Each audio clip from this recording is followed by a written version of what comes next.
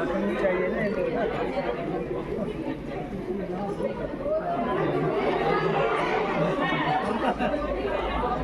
सब इसी पृथ्वी पर जन्म लेते हैं और मर जाते हैं। इस अनंत विशाल ब्रह्मांड में अनगिनत गैलेक्सीज में से एक मिल्की वे के अरबों खरबों तारों में एक तारा, सूर्य के चारों ओर चक्कर काटते खगोल पिंडों में एक ग्रह पृथ्वी पर आज तक कितने आए कितने गए कोई हिसाब नहीं।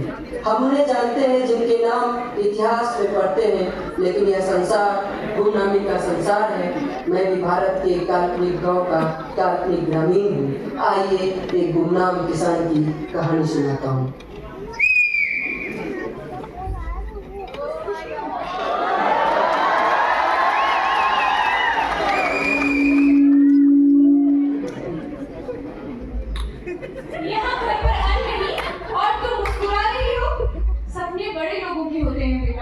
हम जैसे गरीब किसान सपने नहीं देख सकते।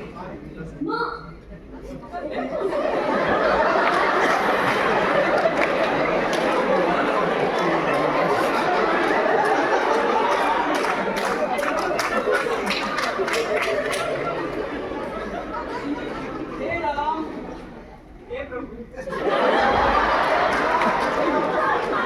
चारों तरफ सूखा पड़ा है, बारिश भी नहीं हुई, नहर में भी पानी नहीं जिससे सिंचाई हो जाए। मैं अपने परिवार से बहुत प्यार करता हूँ। कुछ करो ना भगवान, अब जिया नहीं जाता। ऐसा मत कहिए, आप एक बार खेत होकर आइए, मैं खाना बनाता हूँ।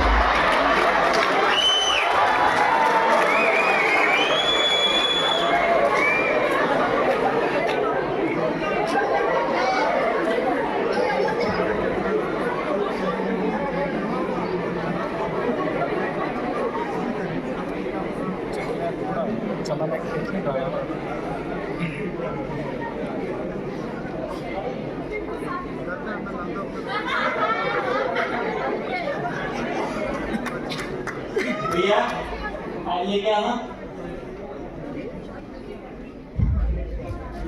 आइए बैठिए। जी बिल्कुल। कृष्णा जी, कैमरा थोड़ा इस तरफ कीजिए, वीडियो अच्छी आएगी। तो शुरू करें? जी बिल्कुल। अभी आपके सामने दो दृश्य हैं, एक तरफ किसान और एक तरफ वैज्ञानिक एवं पत्रकार। ये दोनों दृश्य एक डायनामा को दिखाते हैं। इस डायनामा को मिर्जा गालिब कुछ इस तरह बयां करते हैं। कोई उम्मीद भर नहीं आती, कोई सूरत नजर नहीं आती, मौत का एक दिन मुअय्यन है, नींद क्यों रात भर नहीं आती। आगे आती थी हारे दिल पे हंसी, अब किसी बात पर नहीं आती। है कुछ ऐसी ही बात जो चुप हूँ, है कुछ ऐसी ही बात जो चुप हूँ, वरना क्या बात कर नहीं आती। क्यों न चीखूं की याद करते हैं, क्यों न चीखूं की याद करते हैं, मेरी आवाज कर नहीं आती।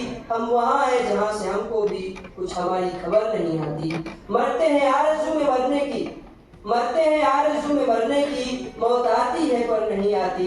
काबा किस मुंह से जाओगे गालिब, काबा किस मुंह से जाओगे गालिब, शब्द तुमको मगर नहीं आती। तो आइए मैं इन दोनों दृश्यों से आपको रूबरू कराता हूँ। दर्शकों, आज हमारे बीच जिंदगी और विज्ञान के विषय पर चर्चा करने हेतु उपस्थित हैं डॉक्टर अर्जुन। डॉक्टर अर्जुन, जिन्हें कृषि क्षेत्र में उत्तम शोध के लिए नेशनल अवार्ड मिले हैं।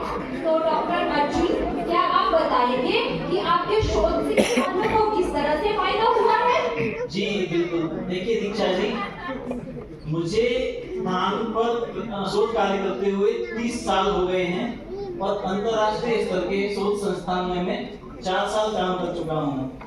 हमारी इस शोध कार्य से किसानों की आर्थिक स्थिति में काफी सुधार हुआ है और वे खुशहाली की जिंदगी जी रहे हैं।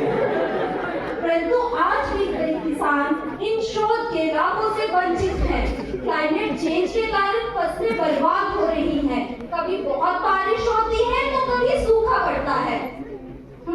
अगर बारिश नहीं हो रही है तो उसमें हमारी क्या गलती है? अगर बारिश ज्यादा हो जाए तो शहरों में बाढ़ आ जाती है। फिर कहते हैं पानी कितना बरस रहा है लेकिन पीने को एक बूंद भी नहीं है। प्रिया, ये मजाक का वक्त नहीं है, ये चिंता का विषय है और हम सब मिलकर इस समस्या का समाधान कर सकते हैं। क्या आपको लगता है कि आप ऐसा कर पाएंगे? जी बिल्कुल, मुझे विज्ञान पर पूरा भरोसा है। तो दर्शकों, अब हम चलते हैं। नमस्कार, फिर मिलेंगे किसी नए मुद्दे पे।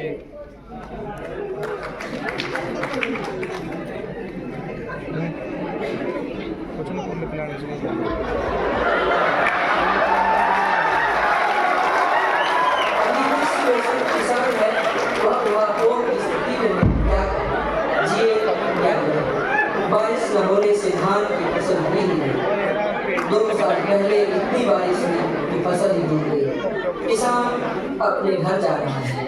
वह जा रहा है अपनी माँ को याद करते हुए, उसे पिता याद आ रहे हैं। बचपन में पिता के कंधे पर बैठकर वह खेत जाता था, उसे याद आ रहा है सब कुछ। वह घर पहुंच गया है, पत्नी सोई हुई है, बेटी भी सोई हुई है। पत्नी और बेटी को बिना पल के झपकाए वह देख रहा है। वह देखता जा रहा है, वह बैठ चुका है, उसकी आंखें भीग चुकी हैं।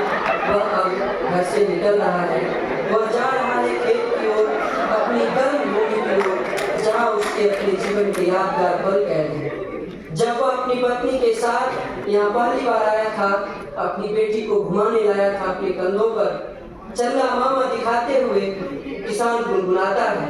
चंदा मामा दूर के पुआ पकावे गुड़ के, अपने खाए थाली में मुन्ना को दे प्याली में। किसान को याद आता है जब वह अपनी बेटी के साथ खेलते हुए खुद बच्चा बन जाता था। इतनी भावुकता भरे क्षण में भी उसे पेड़ दिखता है, और पेड़ पर टंगी हुई रस्सी जो वह घर लौटते समय टांग आया था, वह अपनी गर्दन फंदे में डालता है और झूल जाता है।